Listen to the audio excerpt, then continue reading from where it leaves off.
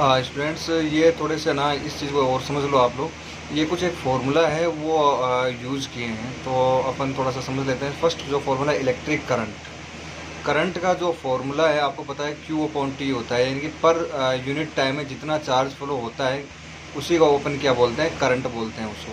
ठीक है, तो ये तो आपने 10th क्लास में पढ़ा है। अच्छा, Q का फार्मूला क्या होता है, N इंटू ई। Q का मतलब क्या है, नंबर ऑफ चार्ज। तो नंबर ऑफ चार्ज यानी जैसे मान लो 5 इलेक्ट्रॉन है, उस पर चार्ज कितना होगा, तो आप क्या करोगे, 5 को मल्टीप्लाई करोगे 1.6 इंटू 10⁻⁻19। ये क्या है आपका चार्ज ऑफ 1 इलेक्ट्रॉन। तो Q का फॉर्मूला क्या होता है, एन ई अपॉन टी, ये फॉर्मूला है सेकेंड। अच्छा, थर्ड वाला जो फॉर्मूला ये थोड़ा सा डिफरेंट है, इसको समझना पड़ेगा।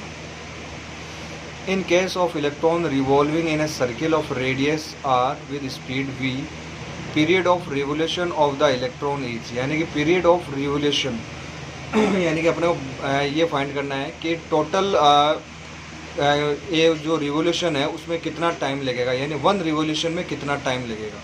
1 रिवोल्यूशन में टाइम, पीरियड ऑफ रिवोल्यूशन का मतलब है 1 रिवोल्यूशन यानी एक चक्कर पूरा करने में कितना टाइम लगेगा।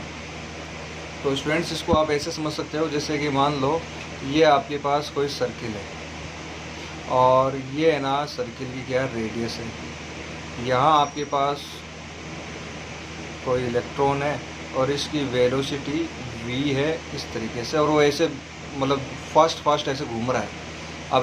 अब है ना पता ही नहीं चल रहा है ये कितना क्या है इसमें, तो अपने को पता है इसकी वेलोसिटी v है। अच्छा, ये वाली जो है ना ये डिस्टेंस, इसको बोलते हैं सर्कमफेरेंस।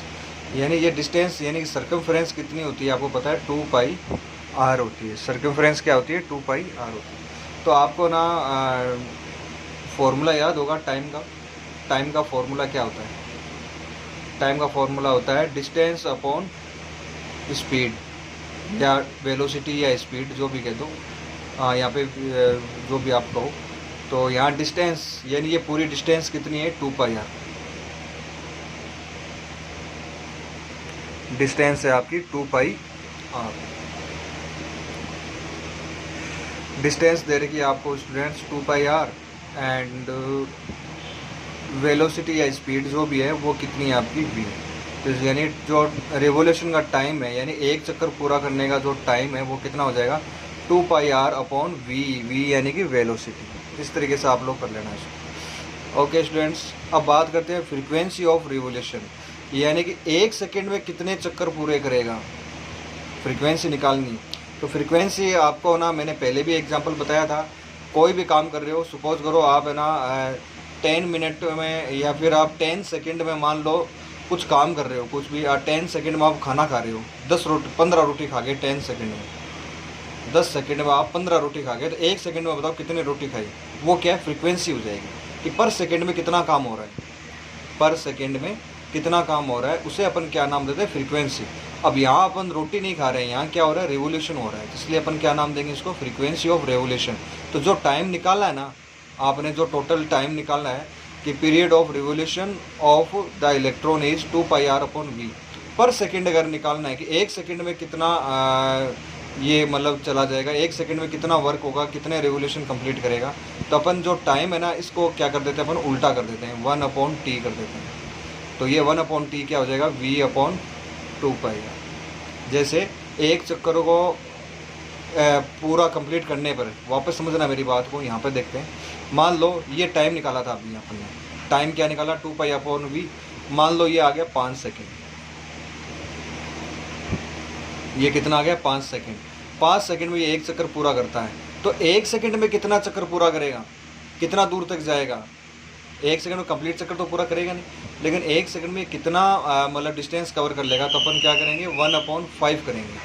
5 सेकंड में अगर इतने चक्कर है, मान लो एक चक्कर पूरा कर रहा है, तो 1 सेकंड में कितने चक्कर पूरा करेगा, 1/5 चक्कर पूरे करेगा। तो वो क्या होती है स्टूडेंट्स, आपको बताया था 11th क्लास में, वो होती है फ्रीक्वेंसी। तो ये हो जाएगा v/2πr। इसके बाद में थोड़ा सा अपन नीचे की ओर चलते हैं। यस, नीचे जो आपको दे रखा है वो थोड़ा सा डिफरेंट है। ये क्या है देखते हैं, current at any point in the orbit. Orbit में कहीं पे करंट बताओ कितना होगा।